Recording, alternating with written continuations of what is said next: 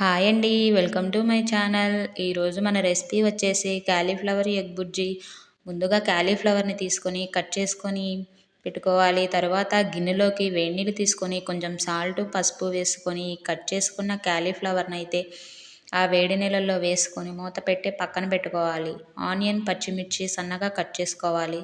Stove వెలిగించి pan పెట్టుకొని oil వేసుకొని ఆయిల్ హీట్ అయిన తర్వాత పోపు దినుసులు వేసుకొని ఫ్రై చేసుకోవాలి.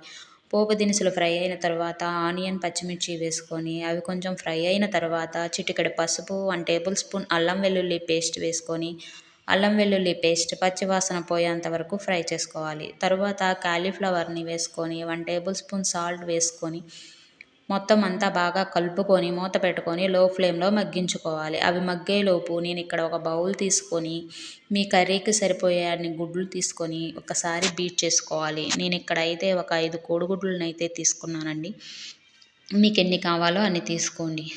తర్వాత మూత తీసి 1 టేబుల్ స్పూన్ కారం వేసుకొని మనం బీట్ చేసి పెట్టుకున్న ఎగ్ మిశ్రమాన్ని అయితే ఈ కర్రీలో వేసుకొని మూత పెట్టి లో ఫ్లేమ్లో మగ్గించుకోవాలి.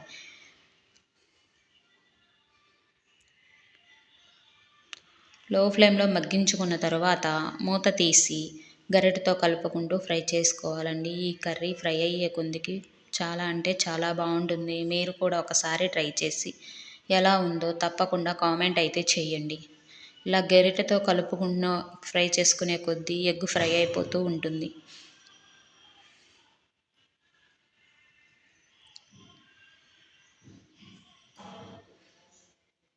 చూసారు కదా, ఎగ్ ఫ్రై అయిపోతుంది. కలుపుకుంటూ 2 నిమిషాల పాటు ఫ్రై చేసుకోవాలండి. ఇలా ఫ్రై అయిన తర్వాత 1 టేబుల్ స్పూన్ ధనియాల పొడి వేసుకోవాలి. ధనియాల పొడి వేసుకొని లాస్ట్లో కొంచెం కొత్తిమీర వేసుకొని మొత్తం ఒకసారి బాగా కలుపుకొని స్టవ్ ఆఫ్ చేసేయాలి. అంతేనండి. ఈ రెసిపీ కానీ మీకు నచ్చినట్లయితే లైక్ చేసి షేర్ చేసి సబ్స్క్రైబ్ చేయండి. Thank you for watching.